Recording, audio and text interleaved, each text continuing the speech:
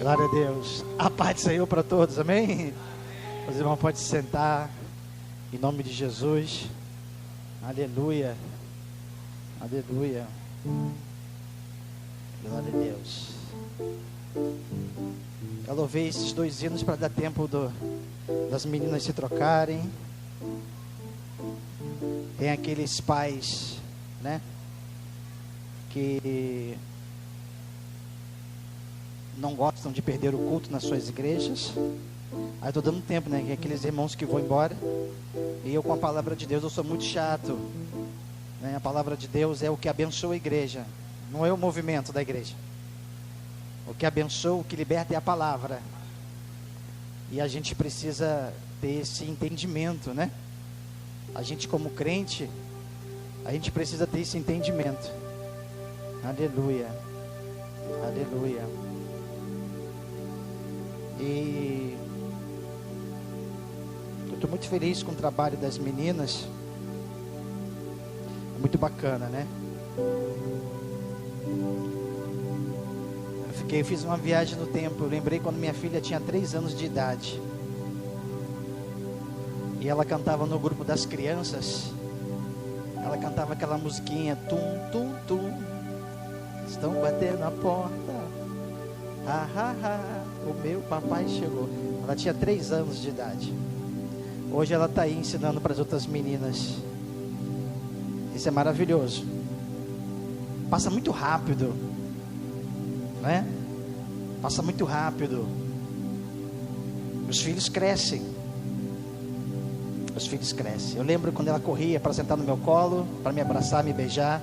Eu ouvi uma história, algo desse tipo. E de repente, fica de maior. Aleluia. Então aproveita esse momento com os filhos de vocês. Aproveita esse momento. Mas não deixem de educá-los nos princípios da palavra de Deus. Não deixe de educar os seus filhos nos princípios da palavra de Deus.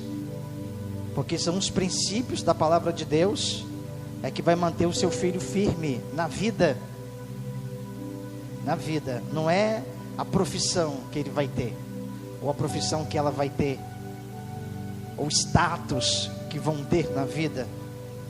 Mas é o princípio de Cristo na vida que faz toda uma diferença, né?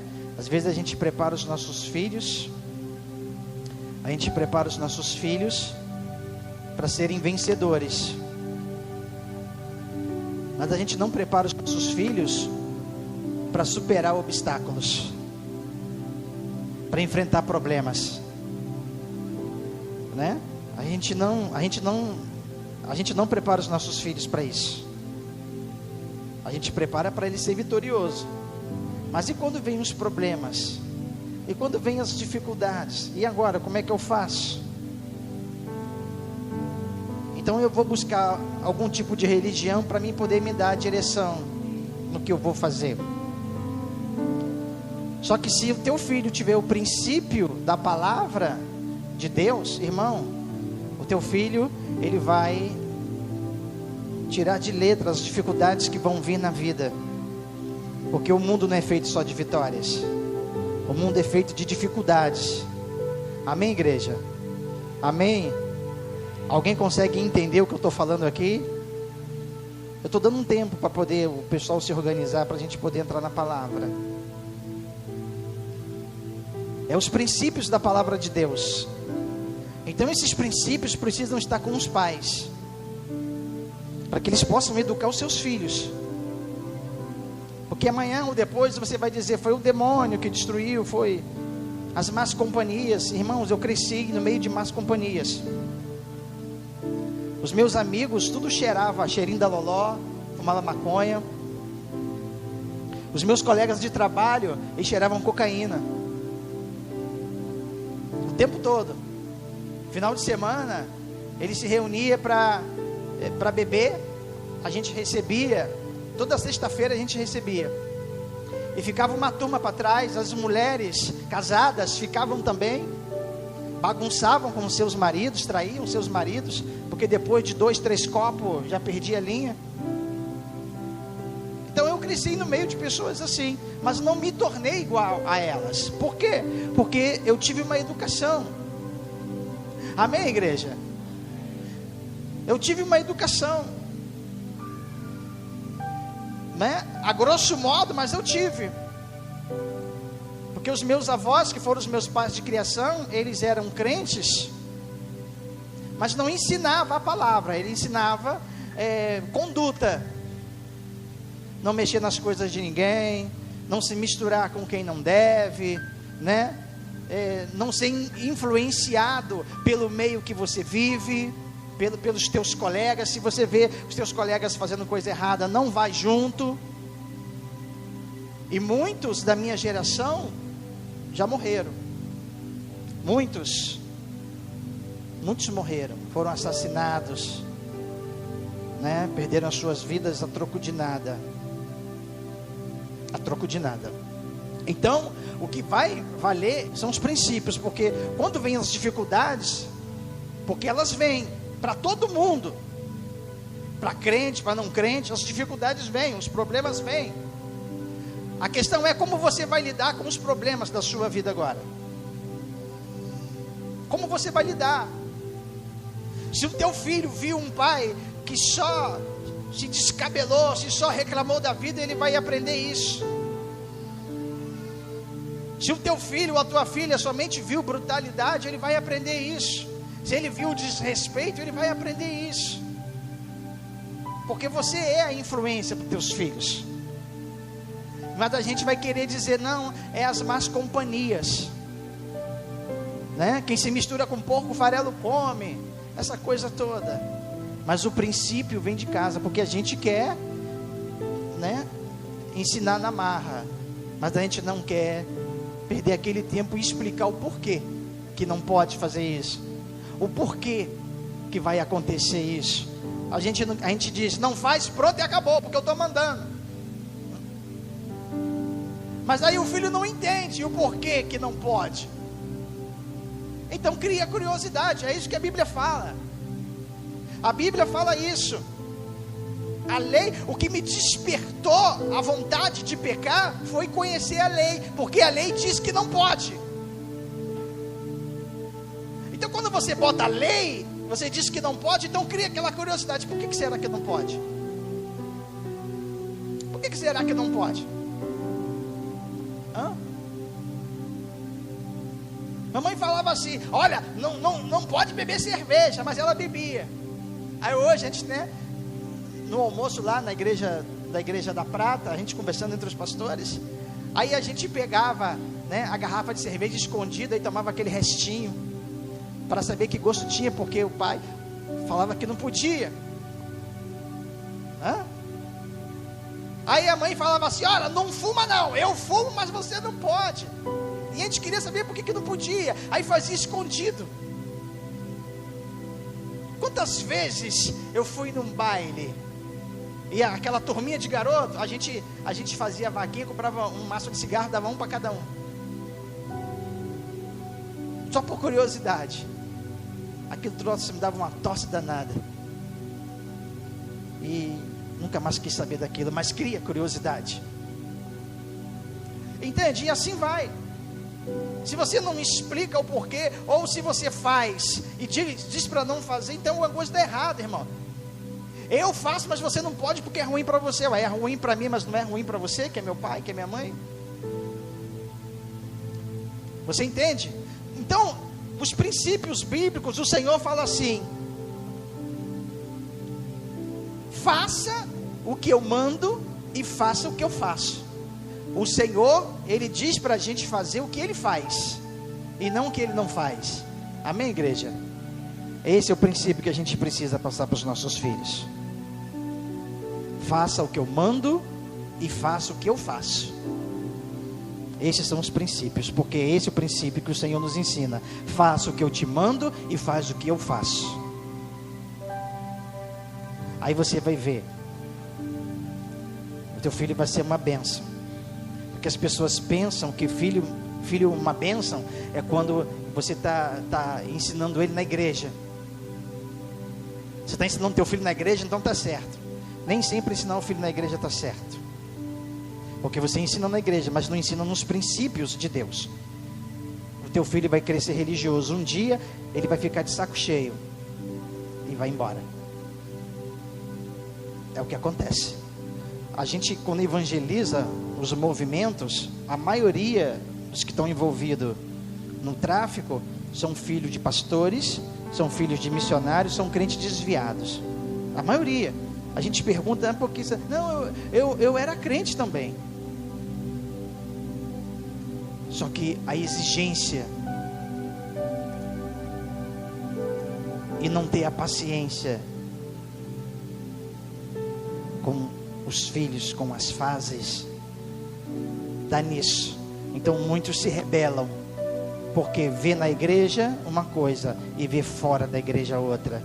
O meu pai na igreja é uma bênção, mas fora dela ele não é. Você entende isso? Você entende isso? São os princípios da palavra. Então a gente precisa aprender com a palavra.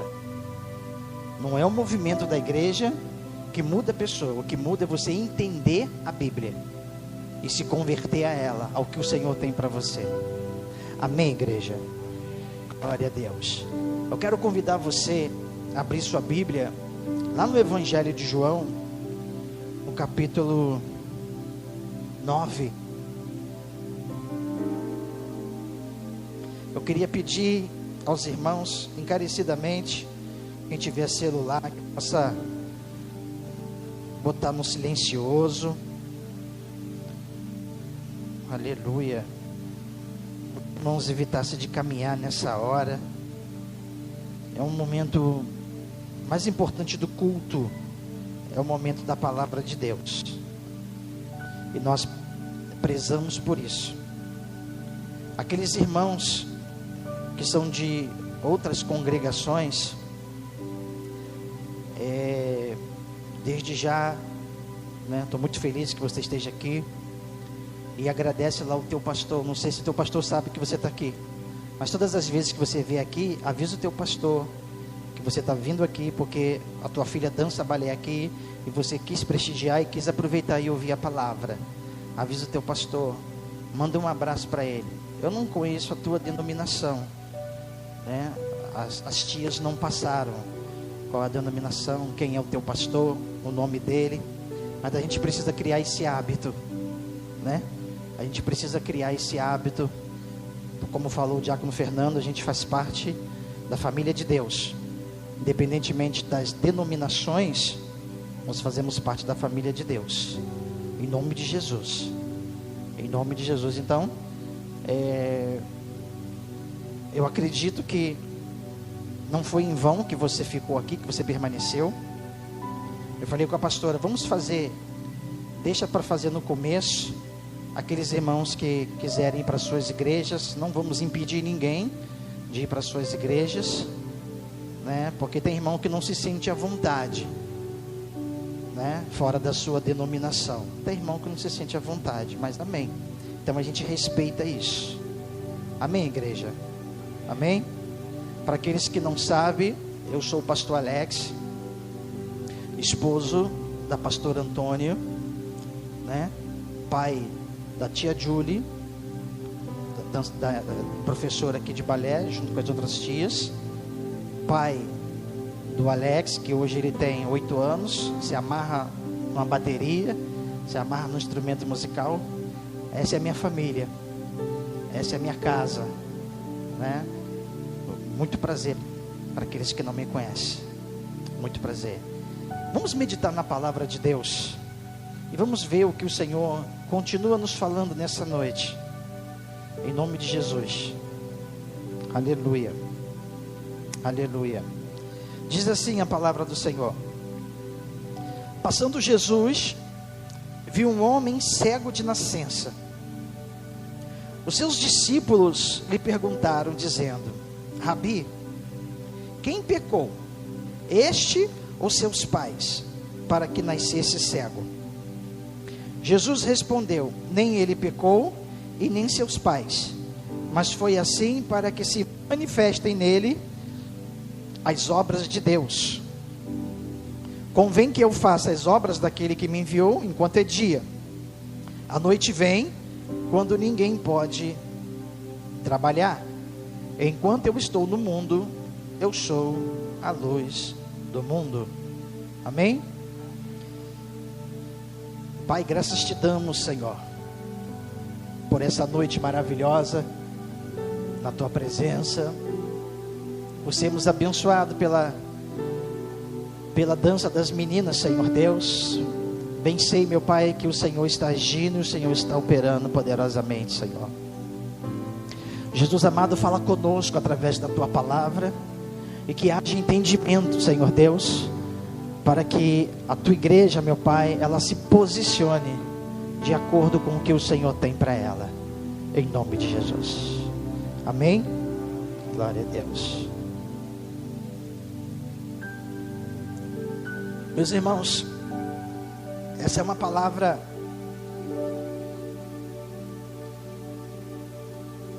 que fala profundamente ao meu coração. E a gente precisa entender uma coisa, que tudo vai da maneira como você vê as coisas. Tudo vai da maneira como você vê as coisas e interpreta elas.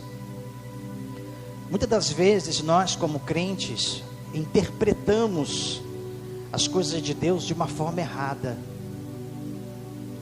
Nós interpretamos segundo as coisas que a gente vê e segundo as coisas que a gente imagina, e não segundo realmente ela é. Interessante que essa passagem,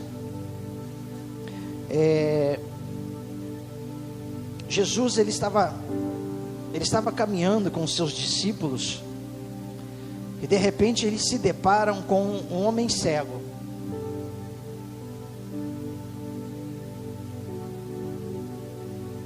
Só que a todo tempo, entenda uma coisa, Jesus, ele não anda sem propósito. Jesus, ele não acordava de manhã, o que eu vou fazer hoje, meu Deus, e agora? O que eu vou inventar para hoje, para glorificar o nome de Deus? Não, Jesus, ele sabia exatamente o que ele tinha que fazer. E naquele momento, ele tinha a responsabilidade de educar os seus discípulos. Ele precisava educar, ele precisava ensinar, ele precisava trazer realidade para os seus discípulos. Os seus discípulos perguntam para ele: mestre, quem pecou?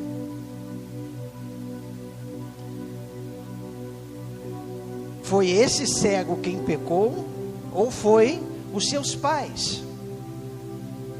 Por que eles perguntam isso? O cego é cego de nascença. O cego, ele é cego de nascença.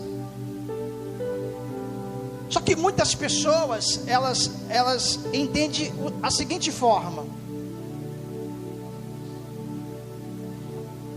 que pecados, karma da vida passada, ele vem para a sua vida presente. Tem muitos crentes que pensam assim. Tem muitos servos de Deus que pensam assim. Então agora você cometeu erros e falhas na tua vida passada, então você vai ser cobrado na tua vida presente. Então eles perguntam para Jesus: quem pecou? Foi ele? Ou foi seus pais? Porque também existe o seguinte pensamento: olha, pelo erro dos meus pais, eu estou padecendo. Porque os meus pais pecaram, eu agora estou sofrendo. Quantas pessoas que pensam assim? Por quê? Porque a sua consciência, ela começa a acusar.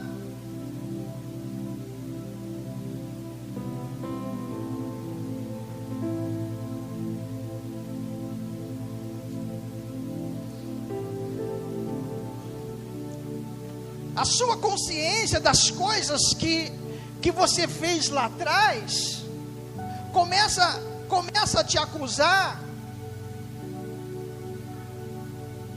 E agora, quando o teu filho tem um problema de saúde, você começa a se questionar: será que a culpa é minha? Será que foi eu que cometi um erro? E por isso o meu filho está pagando? Por isso o meu filho está doente? Por isso o meu filho, ele nasceu desse jeito? Será que foi realmente o meu pecado que fez isso com o meu filho?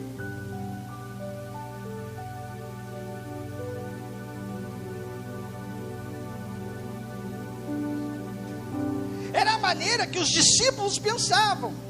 E se era a maneira que eles pensavam, era a maneira como era feito. Não tem como estar pagando por um erro de uma vida passada, porque diz a palavra de Deus em Hebreus que ao homem, aleluia, está dado a ele morrer somente uma vez. E depois disso vem o juízo. A oportunidade que o homem tem é quando ele está vivo, quando ele tem vida. Então tem-se uma ideia de que o homem vai para o purgatório. O homem que pecar muito, ele vai para o purgatório pagar os seus pecados. Ou então ele vai vir numa outra vida para poder pagar. E as pessoas começam a colocar isso na mente e no coração, e vão acreditando nisso. É impressionante. Elas vão acreditando nisso. Não, porque só pode ser karma, pastor. Porque a minha bisavó, ela era desse jeito. A minha avó também. A minha mãe não fica atrás. Então eu também sou assim. Isso é um karma, isso já é de família, é herança de família. E tem coisas que são horríveis, porque são espírito de prostituição, são enfermidades malignas. E as pessoas, elas vão aceitando isso, elas vão guardando isso no seu coração, e a consciência, ela fica dessa forma. Então agora ela recebe com mais tranquilidade. Por que não? Porque a minha tataravó sofreu isso, a minha bisavó sofreu isso, a minha avó, a minha mãe, então eu também. Então você aceita, porque é confortável aceitar.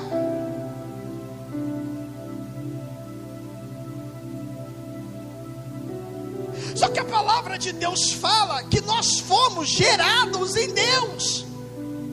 Efésios capítulo 1 fala que nós fomos gerados em Deus. Amém, igreja? Nós somos gerados em Deus. Nós viemos dele. Agora, a questão é as decisões que você toma na sua vida, as escolhas que você faz. Mas as pessoas preferem, né? Elas preferem colocar tudo na conta da religião. Então elas vão vivendo religiosamente e não entendem o propósito de Deus. Então o que Jesus ele faz? Ele veio fazer com que as pessoas enxerguem de uma forma diferente. Ele veio, aleluia, ele veio fazer as pessoas entenderem o plano de Deus verdadeiramente. Agora, por que Jesus, ele curou aquele cego? Será porque ele cismou? Não, porque Jesus, ele estava deixando uma mensagem para nós. Jesus, ele estava deixando uma mensagem para a sua igreja. Por quê? Porque as escamas dos olhos da igreja precisam cair por terra, e ela precisa enxergar o verdadeiro propósito de Deus. Então Jesus fala: olha, nem ele pecou e nem os seus pais, mas essa enfermidade, aleluia, é para que se manifeste o poder de Deus. Por quê, igreja? Porque quando as escamas caem dos olhos do crente, então o poder de Deus, ele é manifesto. Mas a questão é naquilo que eu quero acreditar como verdade. Só que em João capítulo 8, no versículo 32, o Senhor Jesus fala assim: vocês vão conhecer a verdade, e a verdade vai libertar vocês. O que liberta é a verdade, irmão. O que liberta não é o movimento. O que liberta não é cair na unção. O que liberta não é você estar em agitação, porque isso é maravilhoso. Eu gosto da agitação, eu gosto de pular, eu gosto de dançar na presença de Deus, mas isso não muda. Irmão, a gente dançava para Satanás.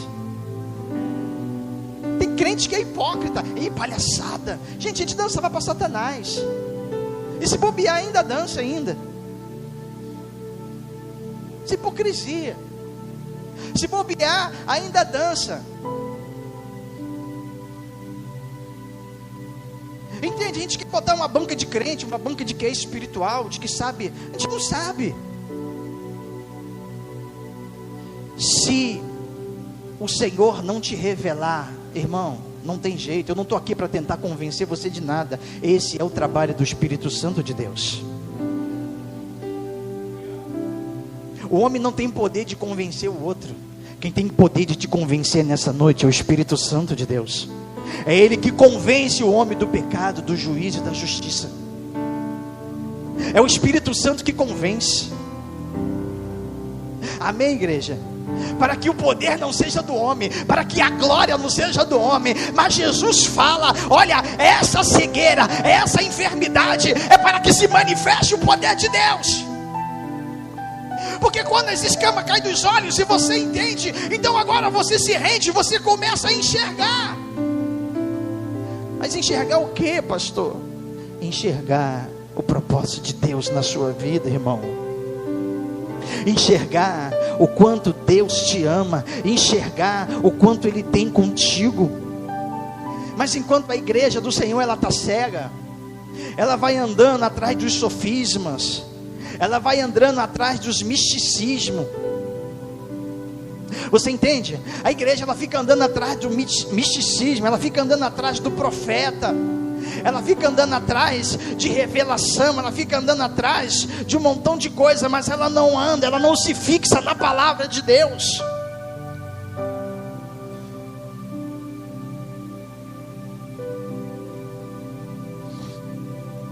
E ela não vai cumprir o propósito do Senhor.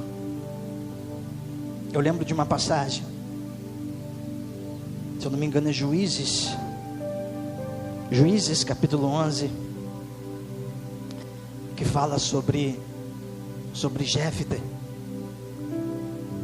Jefté, ele era da tribo de Gileade.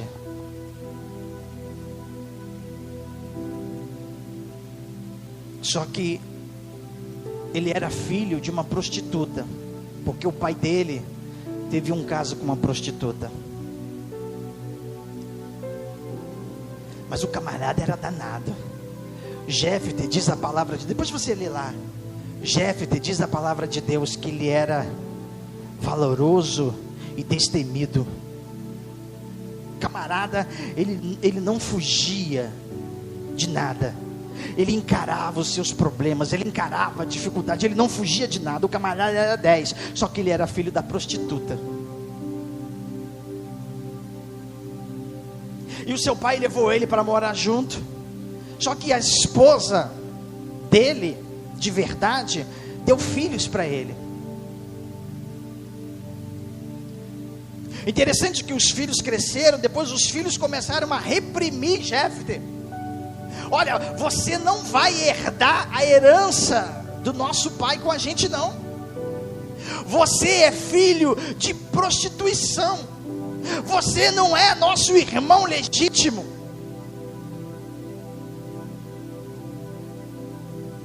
Você não é. E reprimiram tanto ele que ele foi embora, ele fugiu. Só que interessante que os amonitas, os inimigos, eles queriam tomar uma das terras de Gileade. Só que não tinha homem destemido e valente naquele lugar. Não tinha homem destemido e valente naquele lugar. Diz a palavra de Deus que os anciões, os homens experientes, os homens mais velhos, eles falaram o seguinte: vamos chamar Jefté, porque no nosso meio não tem pessoa igual a ele. Vamos chamar ele para ele nos liderar. Vamos chamar ele para ele pelejar na nossa causa. Vamos dar autoridade para ele. E foram então até a ele e falaram com ele o seguinte: olha, nós queremos que você volte e venha nos liderar. Você seja o nosso líder. Ele: não, como é que eu posso ser? Eu fui expulso de lá.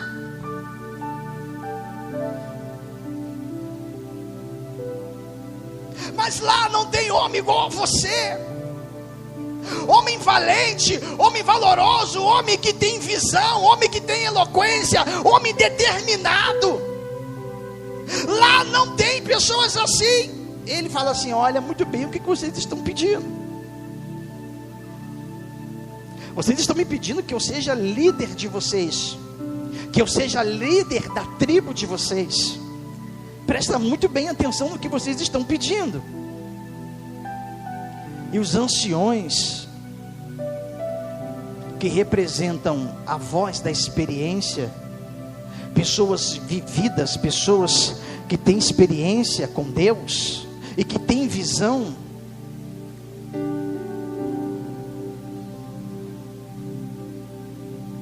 foram atrás dele. Ele falou: tudo bem, eu vou.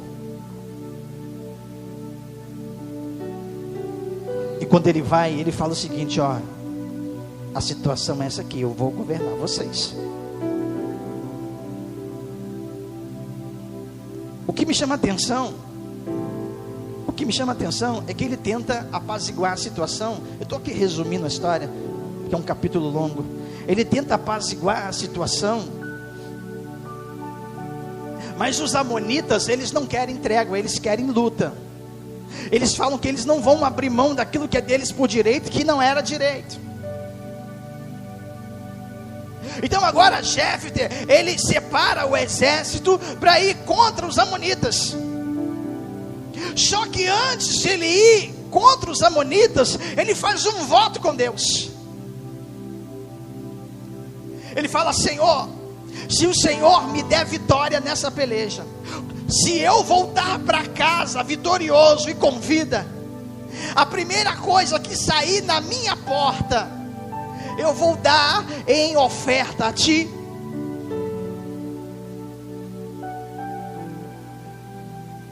Ele fez um voto com Deus. Ele foi para a peleja. Ele foi vitorioso porque Deus deu a vitória a ele. Ele era um homem valente, destemido, mas Deus estava com ele. Ele era um filho de prostituição, mas era um homem que temia a Deus. Era um homem que confiava no Senhor. Era um homem que os outros desprezavam, que os irmãos desprezavam, mas Deus estava com ele. Aleluia. E quando ele volta vitorioso, vem os seus soldados felizes da vida. Ele vem cantarolando, eles vêm se alegrando pelo meio do caminho, porque a vitória é algo maravilhoso. Quando você tem uma vitória na sua vida, é algo maravilhoso, é algo surpreendente. O teu coração pula de alegria. Você pula, você quer falar para todo mundo, você quer compartilhar com todo mundo, porque é um momento de alegria. Você teve uma vitória na sua vida. Só que quando ele está chegando em casa, quem sai ao encontro dele? A filha dele, a única filha que ele tem. E ela vem feliz da vida: e papai voltou, papai. E vem tocando pandeiro, vem cantando, fazendo festa, porque o pai chegou. O pai foi para a guerra, ele corria o risco de não voltar, e ele voltou. E ela agora, ela sai feliz da vida. Oh, meu pai! Ela vai correndo abraçar o pai, ela vai correndo cantar para o pai. É algo maravilhoso. Só que o pai se entristece na hora. Ele desce do seu cavalo, rasga as suas roupas, porque ele fez um voto com Deus.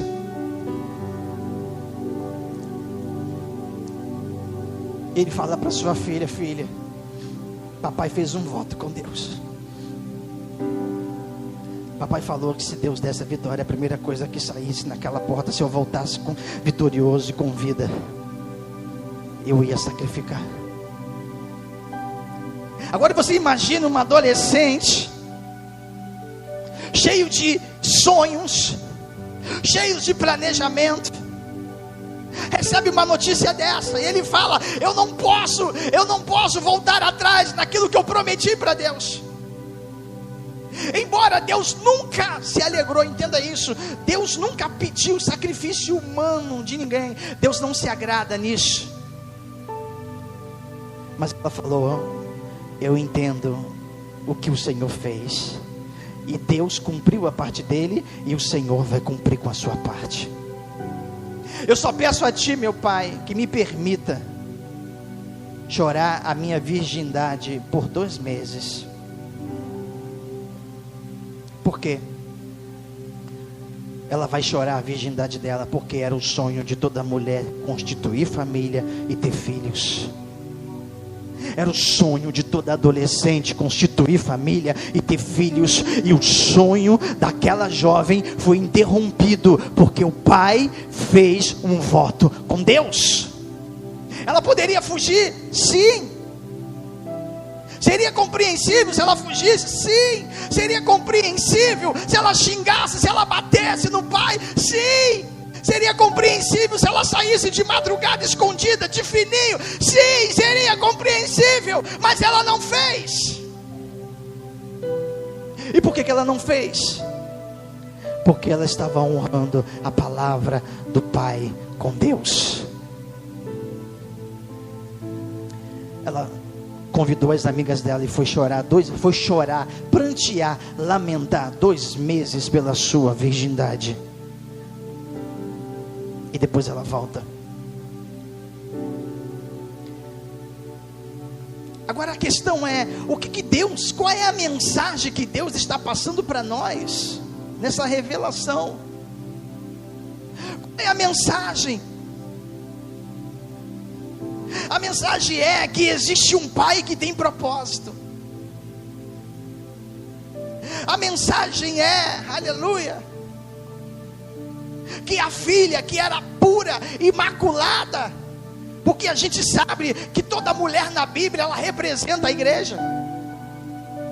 Toda mulher na Bíblia representa a igreja. E aquela jovem, ela estava representando a igreja do Senhor, uma igreja pura, uma igreja imaculada, uma igreja cheia de sonhos, uma igreja cheia de planos. Porque é assim que a gente chega na presença de Deus. A gente vem por causa dos nossos sonhos, a gente vem por causa dos nossos planos, a gente vem porque a gente quer que Deus nos abençoe com aquilo que a gente sonha.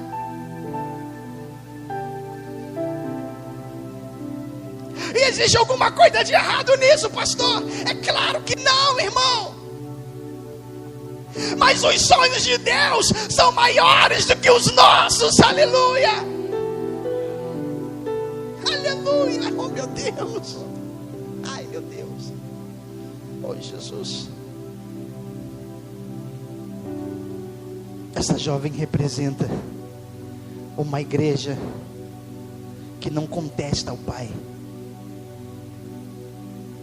mas que recebe o propósito dele de bom grado. E que ela não vai se contaminar, mas que ela vai se entregar por ele. Ela não vai realizar os sonhos dela. Ela entende que ela está ali para realizar o sonho do Pai. Essa é a igreja do Senhor. Essa é a igreja que Deus quer. É a igreja que se anula pelo propósito dele, pelo reino dele, pelo governo dele. Essa é a igreja que Deus quer. Entende isso? Ele não está falando de que você vai matar o teu sonho por causa do teu pai. Nada disso. Ele está revelando para nós o propósito dele com a sua igreja, que precisa ser pura, limpa e imaculada, incontaminável. Uma igreja pura que se o Pai falar, o meu propósito é esse, ela vai obedecer. É isso que Jesus veio fazer. Ele veio tirar as escamas dos olhos da igreja. Jesus veio tirar a cegueira dos olhos da igreja. Foi isso que Jesus veio fazer. Nem ele pecou, nem os pais deles pecaram, mas foi para que se manifeste nele, aleluia, o poder de Deus. O poder de Deus, ele é manifesto quando as escamas caem dos nossos olhos. Enquanto as escamas estiverem nos nossos olhos, irmão, a gente é só crente, fazendo o que a gente quer e pedindo para Deus abençoar a nossa vida. O que Deus ele tem para nós já está abençoado. É uma vida abençoada. Eu preciso me render ao que Ele tem para mim. Aleluia. Só que tem muita gente com a consciência suja. Tem muita gente com a consciência pesada. Você entende isso? E está respondendo de uma forma afrontosa, ainda que seja em nome de Deus. É só você continuar lendo a mensagem. Sabe o que aconteceu? Os crentes começaram a interrogar aquele rapaz que antes era cego, agora vê. Os crentes começaram a dizer: cara, você não era cego? Era você sim, não era você que vivia mendigando, pedindo esmola? Não era você que estava aí pelo meio do caminho pedindo socorro? Era você sim. Era você sim que ficava pedindo para alguém ter compaixão de você, para alguém ajudar você. Era você. Sim, era eu sim. Mas como é que isso foi acontecer? Poxa gente, eu não sei. Eu sei que um homem chamado Jesus, ele passou por aqui, ele passou lama nos meus olhos, aleluia, eu agora estou vendo. Ah, não é possível. Chama os fariseus, os homens entendidos, né, nas escrituras. Chama os fariseus, os crentes, os caras que estão lá no templo, ensinando a palavra. Chama eles. Chamaram os crentes, os crentões. Os crentões chegaram ali e falaram: cara, que negócio foi isso aí? Pô, eu não sei. Eu não sei. Um homem chamado Jesus passou lodo dos meus olhos, e hoje eu vejo. Está errado isso. Mas como assim estava errado? Eu era mendigo, eu ficava mendigando.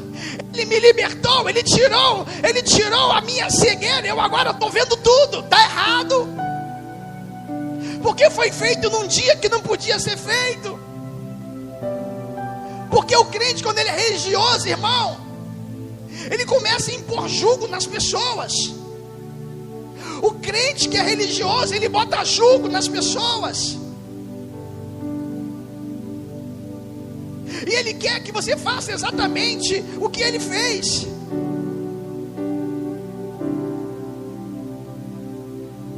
Não, desse jeito está errado. Desse jeito Jesus, ele não opera. Milagre não existe. Milagre não acontece. Alguma coisa está errado aí, cara. Vamos lá nos seus pais. Eu quero ter uma conversa com seus pais. Esse é teu filho? É meu filho. Ele é cego desde nascença? É cego desde que nasceu. Então fala, como é que ele está vendo agora? Eu não sei. Pergunta para ele, ele é de maior, ele te responde. Porque eles não poderiam falar para os crentes, porque senão eles seriam expulsos da sinagoga. Você entende? Porque quando você vai contra a religião, você é expulso, você não pode ficar. Quando você vai contra, você não pode ficar. Você entende? Porque você é pecador. Então agora você tem que andar numa doutrina, e não na graça. Doutrina não é graça, irmão. Doutrina é lei. Doutrina não é graça. Graça é quando você entende o que o Senhor fez por você de graça. E você não precisa de uma lei para poder servir a Ele. Você não precisa de uma lei para saber como você vai se comportar. Você não precisa de uma lei para saber como você vai se vestir. A graça de Deus, ela te ensina a viver. A graça de Deus, ela te dá o bom senso. Se você estiver na lei e não na graça, você vai reprimir todo mundo, você vai julgar todo mundo, você vai criticar todo mundo. Foi o que eles fizeram. Até que eles encontraram com Jesus. Você entende isso? E ele falou: olha o homem que me curou. É isso aí, ó. É isso aí. Foi você que curou ele no sábado. Foi você que curou esse cego. Sim. Mas como assim? Como assim? Quando você não entende as coisas de Deus, você fica perguntando: como assim? Como é que é isso? Porque é difícil de acreditar que seja pela graça. Você tem que pagar preço. Você tem que jejuar não sei quantas vezes. Você tem que ir no monte não sei quantas vezes. Você tem que tomar azeite em jejum não sei quantas vezes, para que o poder de Deus se manifeste na tua vida. Irmãos, é doideira. É de graça. É de graça. É de graça. E quando as escamas caem dos olhos da igreja, a igreja vai servir ao propósito eterno do Pai. Você está aqui, irmão, porque o Senhor escolheu você, porque Ele tem um propósito na sua vida. Mas enquanto os teus olhos estiverem vendados, aleluia, com a cegueira da religiosidade, com a cegueira da religião, aleluia, você sempre vai ter que querer pagar alguma coisa para se sentir confortável em receber outra coisa de Deus. Você não precisa pagar nada. Você não precisa pagar nada. Você não precisa ser oprimido. Você não precisa ser envergonhado. Jesus morreu por você. Jesus morreu por você. Você entende isso? Você entende isso? Seja a igreja imaculada do Senhor, que vai cumprir o propósito dele, que vai morrer para as coisas do mundo que te afastam dele, para as coisas que não são dele, e você vai viver no propósito eterno com ele. Tudo vai da maneira que você vê. Jesus estava ensinando seus discípulos. Não foi ele que pecou, nem os seus pais. Não tem nada a ver com vidas passadas. Não tem nada a ver com o pecado dos pais. O pecado dos pais, os pais vão pagar. Assim como os pecados dos filhos, os filhos vão pagar. Não tem nada a ver. Mas tem a ver com o propósito de Deus. Ele fala: o propósito de Deus vai ser manifesto na tua cegueira, irmão. O propósito de Deus vai ser manifesto, aleluia, na tua cegueira.